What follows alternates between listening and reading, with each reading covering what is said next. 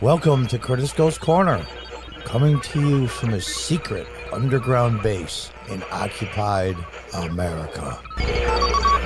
Hi folks, welcome back. And those of you that are new, welcome.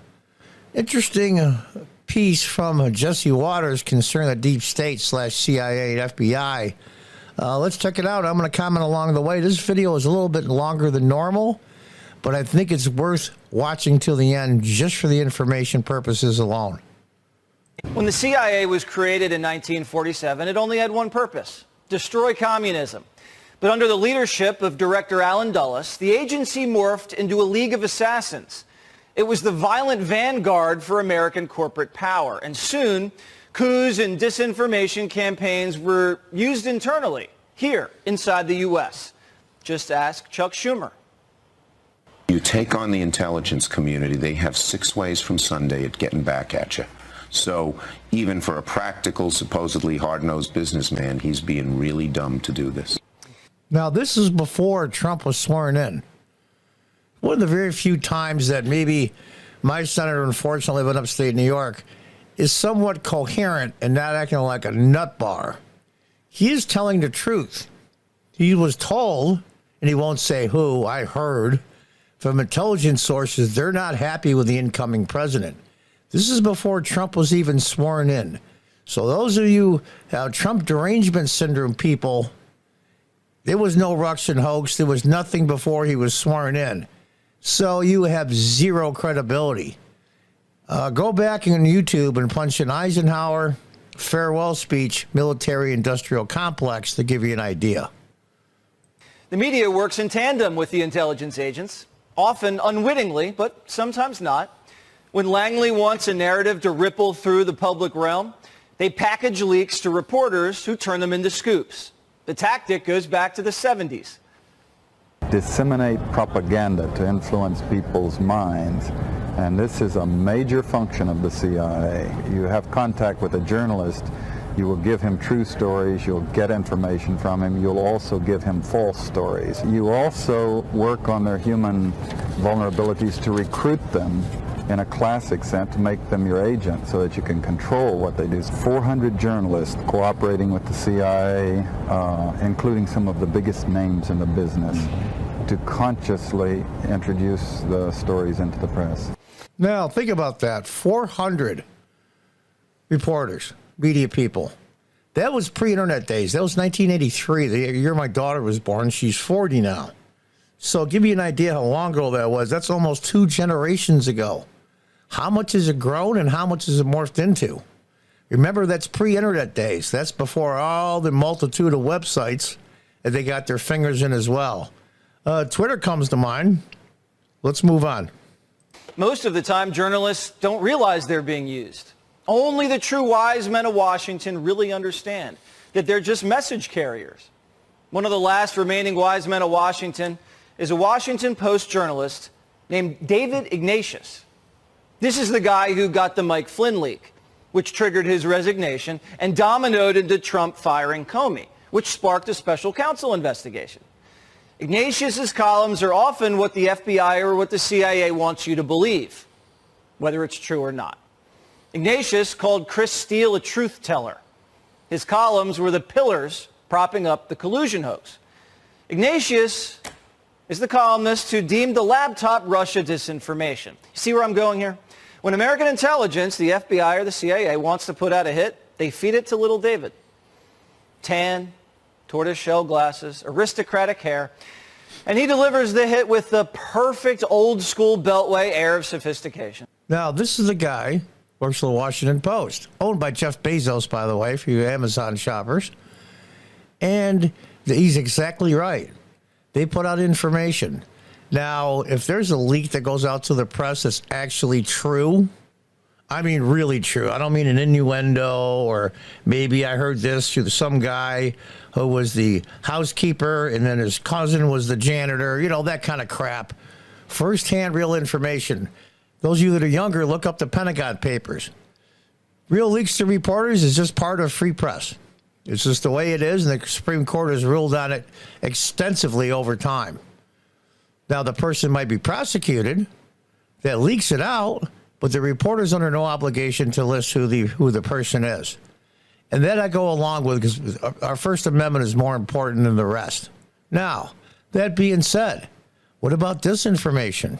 To all the internet websites, to the Washington Post, and then is picked up by all the rest of them. The Washington Post says, and then all of a sudden everybody's saying the same thing. Remember the Russian hoax? Remember the laptop isn't really real, and 51 ex-intelligence officers and heads of CIAs all said, well, you know what? This is nonsense. It's just typical Russian interference, espionage, blah, blah, blah, blah, blah. Well, they all lied, all 51 of them. They want you to know what they want you to know. And the internet has spread that dramatically, but also the other part of that sword is it cuts both ways. The internet now is open to the truth that they can't hide anymore. Last night, his most explosive column of the Biden presidency dropped in the Washington Post and sent D.C. into a frenzy. Bret Baier's Windsor knot almost unraveled. The headline, President Biden should not run again in 2024. Ignatius is no centrist. Ignatius is a Democrat with a simmering loathing of Trump. Quote, I don't think Biden and Vice President Harris should run for re-election. It's painful to say that, given my admiration for much of what they've accomplished.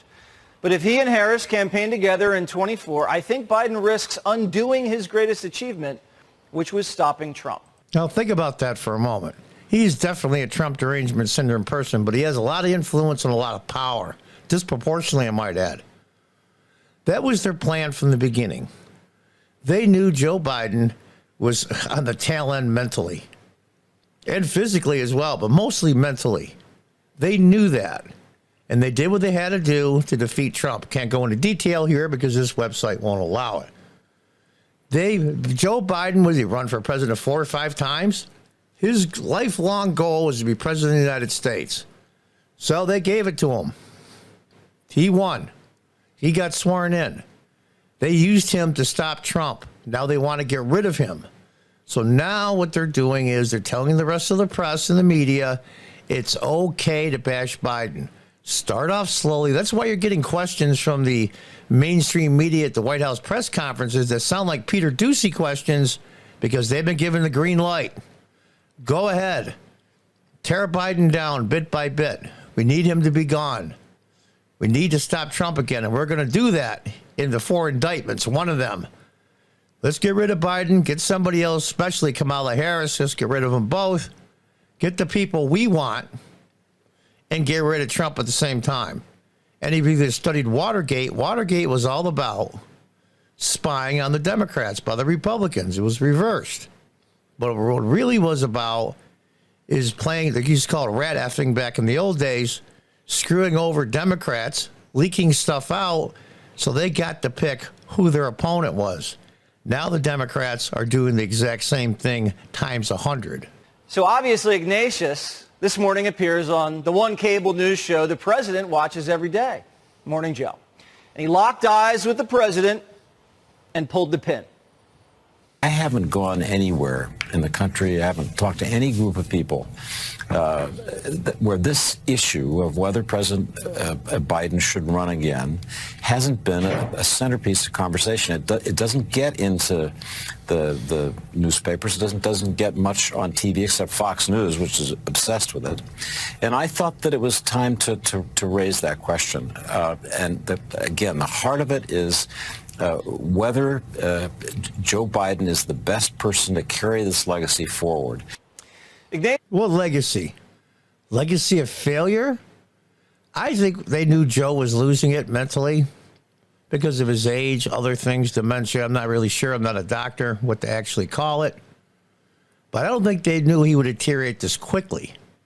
He got cut off the other day by his own people in the middle of a press conference. Okay, that's it, folks. Right in the middle of a question. Like he's a little kid. And to them, he probably is. So then you have to ask yourself, who is really the nuts and bolts of it? Who is truly, honestly, the president of the United States? Ignatius, the dinner party gatekeeper and CIA butler, is turning Washington's whispers into a rallying cry. The message is clear. It is now officially acceptable for the Democrat media establishment to respectfully urge President Biden to gracefully announce he won't be seeking a second term. He's done his job. He beat Trump, invested in America. So why don't they want him to run again? Here's why. Biden's staring down the barrel of impeachment. The American intelligence community has to tie up loose ends, just like they did with the Mueller investigation, Durham investigation, and the lab leak bribes. Urging Biden to step aside is just another cover-up. An impeachment exposes the Bureau and the agency. The American intelligence community was complicit in a decade of Biden family business. Now, they're saying during an impeachment hearing, like they did twice with Trump, that there's going to be stuff that's going to be brought out that the intelligence service doesn't know. This is where I partially disagree with Jesse Waters. Think about this for a minute. The January 6th committee, remember that fiasco, that farce? When the Republicans took over the House of Representatives, they wanted all the information that the J6 committee had. And by some miracle, a terabyte and a half of information, videos, depositions, emails, texts, all kinds of records, like video interviews, all kinds of witnesses, just vanished out of thin air. Where's the National Archives? Why aren't they screaming like they screamed at Trump for some documents? A terabyte and a half. Those you computer guys out there, you know how much that is. That is a crap load of videos, texts, emails, documents, you name it. It's a ton. And all of a sudden, mystery of mysteries, it just disappeared. And nobody went to jail. How does that go? Everybody's guilty, so nobody's to blame. They have the Bidens on FISA surveillance, wiretaps, with Chinese agents. The Treasury has 150 suspicious activity reports. Hunter Biden was used as flypaper overseas. That's why everybody surrounding the Biden family is in prison or missing. And remember the second prong of the impeachment inquiry? House Republicans are looking at the cover-up. FBI agents... Those of you that are younger, the cover-up was the problem in Watergate. They never would have got caught to the extent they did. And Nixon never would have resigned if it wasn't for them trying to cover it up. Those of you that play hockey, when somebody does something to you, pokes you with a stick and the ref doesn't see it, and a few minutes later you retaliate, you're the one that gets caught. You're the one that gets caught because everybody saw you do it. Tipping off the Bidens, the Justice Department deep-sixing the Ukrainian bribe allegations, Chinese counterespionage, and the IRS agents being obstructed. The full public airing in House committees on live TV with this mountain of evidence compromises the entire Washington establishment. Not just the feds, the press too. And the entire Democrat Party, who's been recklessly denying and ignoring this scandal's growing threat for years. So this column is more than a suggestion. It's a marching order. And Joe and Mika, their heels are clackety-clack-clacking against the marble. Watch. Mika and I, everybody we talk to, every political discussion, it talks a lot about Trump, but when it comes to Joe Biden, people say, man, he's too old to run, isn't he? I mean, he's not really going to run. When I say every discussion, I don't mean 99% of the discussions. Every discussion. Now, even that is partially a lie. They don't discuss the fact that he's too old. That's a lie, because they're implying that Trump is as well. What they're really talking about, and he's not saying is he mentally competent? Is he all there upstairs, as the saying goes? And they don't say that about Trump. They can hate his guts and call him all kinds of names, but nobody ever said he had dementia. No one. Not even the worst Trump derangement syndrome person. So he partially lied. The lie of omission. They're talking about his mental faculties, not his age. Got it. I asked Reverend Al if he was hearing it all the time on our show this past week. He's hearing it as well. Democrats off the air will say Joe Biden's too old. Why is he running? On the air, they won't say that. Morning Joe just admitted the Democratic Party is a dishonest monolith. Everyone must say the same thing at all times. even when they don't believe it privately. The Democratic Party is literally a mob, but the mob can't function when it's fractured. So this fall, we'll see a transition from Joe's the next FDR to thanks for playing. Now, my opinion, what's going to happen is they're going to come up with some charges against Hunter. He's going to be convicted. He might even serve 6-8 months in a federal minimum security prison. And then slowly but surely, Joe Biden will say, well, because I want to turn over the country to the next generation, the youth that are now carrying the Democratic torch of progressiveness, and things we've accomplished can only be continued if I step away and let the next generation slip in. Therefore, I am not running for president of the United States. And the Democrats will turn around and say, see, we went after our own people too. Hunter got convicted. Joe Biden is leaving. That way, so whatever we do to Trump is just even Steven. It's one of the biggest cons of all time. I got to give the Democrats, the ones that are in charge of the party, credit. They may be bat crap crazy, but they're not stupid. The media, which is about as obedient as a dog, suddenly sounded like Peter Doocy. The president has lied about being at Ground Zero the day after the September 11th attacks. Falsely claimed he saw the Pittsburgh Bridge collapse. Claimed his grandfather died in the hospital days before his birth. What is going on with the president? Is he just believing things that didn't happen did happen, or is he just randomly making stuff up? Now, that's a question that Peter Doocy would ask. Jesse's right. Now, a year ago, would you expect this from one of the mainstream media people in the White House press conference room? Not a prayer. Not a prayer. Peter Doocy, maybe the Newsmax person, and that gentleman that runs and represents the newspapers in Africa who got thrown out. That's it. They've been given the green light. Start to go after the president. Start to go after the president. And then he'll walk away and be the hero and the martyr. The president was deeply touched and honored to be able to spend 9/11 with military members there in Alaska. And he spoke about a visit to Ground Zero, which he did participate in about a week or so after the event. But he's had a string of saying things that happened, things that are easily debunked. Why does he keep doing that? President. Why does he keep doing that? Because he can't help himself.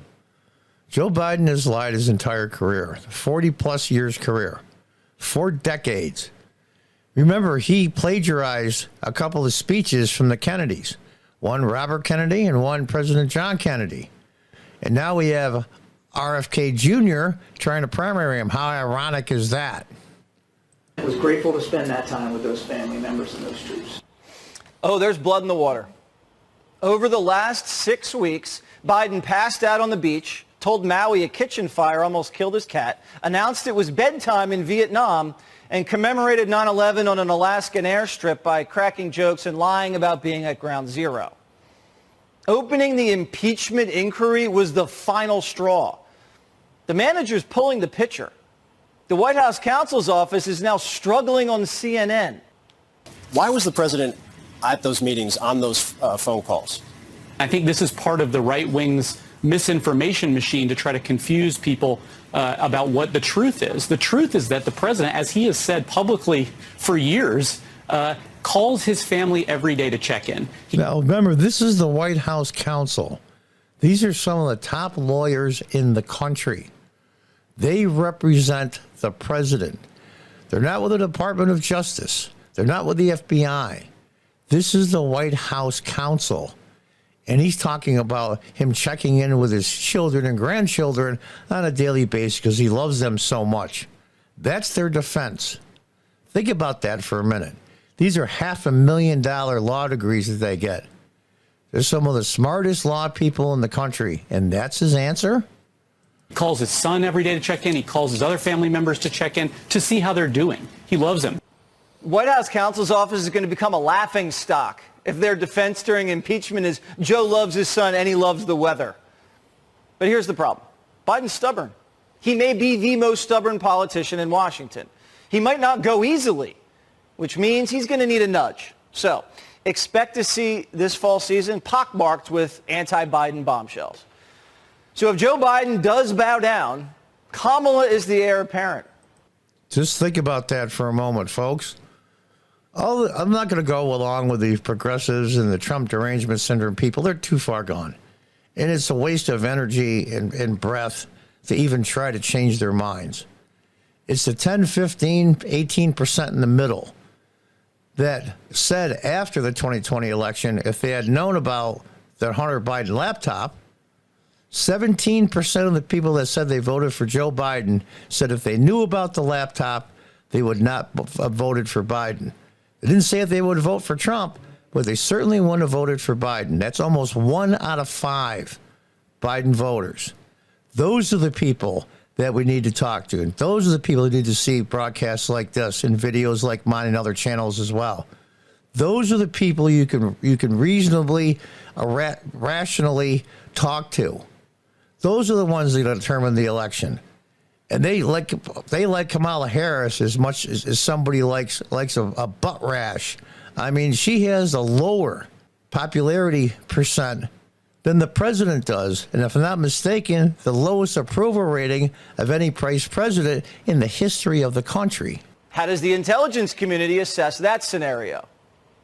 My impression from talking to people in Washington, around the country, is that she has not been successful in the way that she would want in getting traction as vice president. The key question with somebody who's as old as President Biden will be is whether people see the vice president as a strong successor.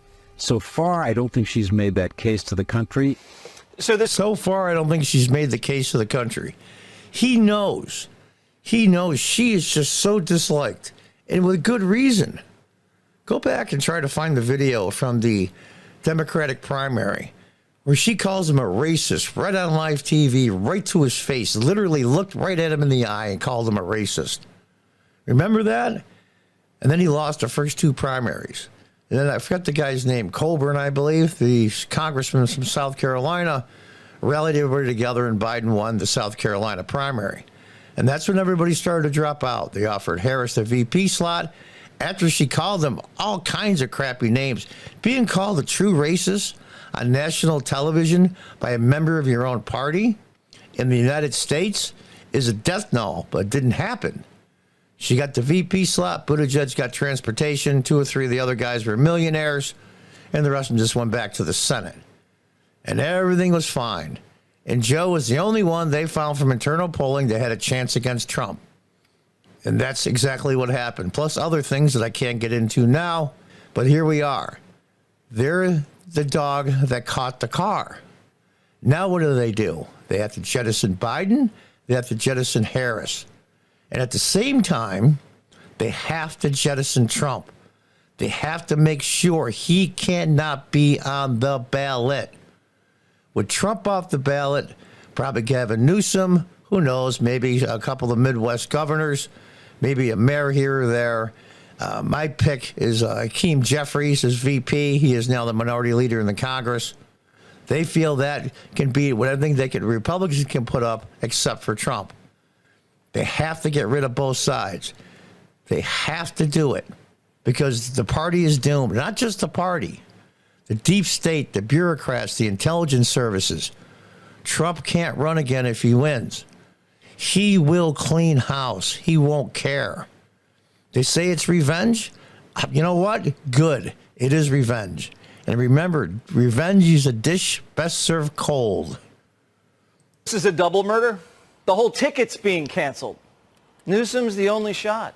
But he doesn't want to leapfrog a female minority. He'd rather not run into a burning house and keep his powder dry for 28. So this is where it gets tricky.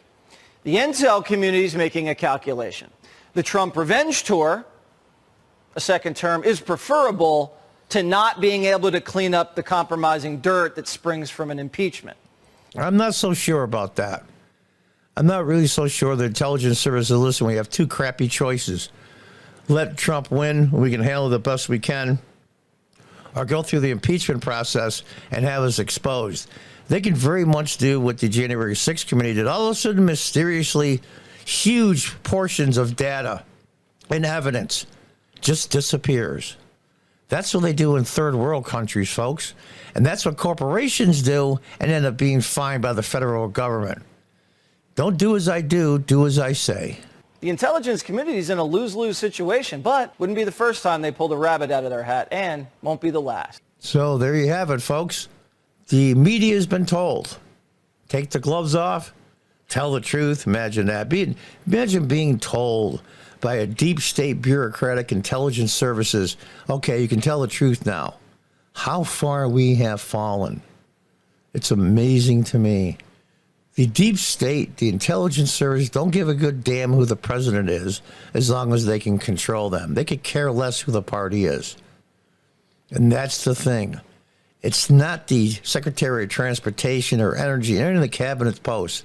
It's the bureaucrats in each of those departments that really make the laws, not Congress. Congress will pass the law, and then the bureaucrats who've been there 10, 20, 30 years in some cases will interpret that law as they see fit based on their political ideology or whoever they're going against. That's not the way it's supposed to work. That's why the Supreme Court, I'm a little disappointed in, to be honest with you. A lot of these things should have been straightened out when Trump was president, it wasn't. The ironic thing is, I'm a huge Trump supporter, even still. The ironic thing is, President Trump didn't do the thing he was most famous for, his appearance on The Apprentice. You're fired. And he didn't do it because I think he wanted to smooth over any of the hurt butts. Hillary Clinton people and the Democrats figured, all right, I'll lay off a little bit, maybe they will. But he didn't realize these people don't care. They will do anything to win. He should have went in there and fired tens of thousands of them. And if he couldn't fire them because they're civil servants, put them all in a giant warehouse somewhere counting paper clips until they get their retirement. But it didn't happen. Then, of course, COVID came in, and the rest is what it is. They must have internal polling that scares the crap out of them. They have to get rid of both sides. Jesse's right on that. They have to get rid of Biden. They have to get rid of Harris. But they also have to get rid of Trump. Joe Biden cannot continue. Can he hide in his basement again? Can he try that? Yeah, they might. But he is right, though, about Joe Biden being stubborn. Stubborn. Always has been. There's nothing wrong with somebody stubborn or being a smart ass, especially when they're right, but he's never been right. He's been stubborn on things that have been wrong his entire career. Those of you that are younger, look up what the Peter Principle is, and it's got a picture of Joe Biden. This is all going to come down to this. Eventually, Joe Biden will walk away. How they're going to get Kamala Harris to walk away, that's an interesting question to ask. But they have to get Trump out, or this whole thing falls to pieces. This is where I disagree with Jesse. A Trump revenge second term is not preferable to Biden staying in office. We're going to have to see. They've painted themselves into a corner, and they're going to have to pick the worst of several horrible ways to go. They did it to themselves, but more importantly, they did it to the country, and they did it to the American people. Do not forget. Make sure next November that your vote, it was like your life and your family's life depended on it, because it very well may be true. Until the next time, God bless, goodbye, and good luck.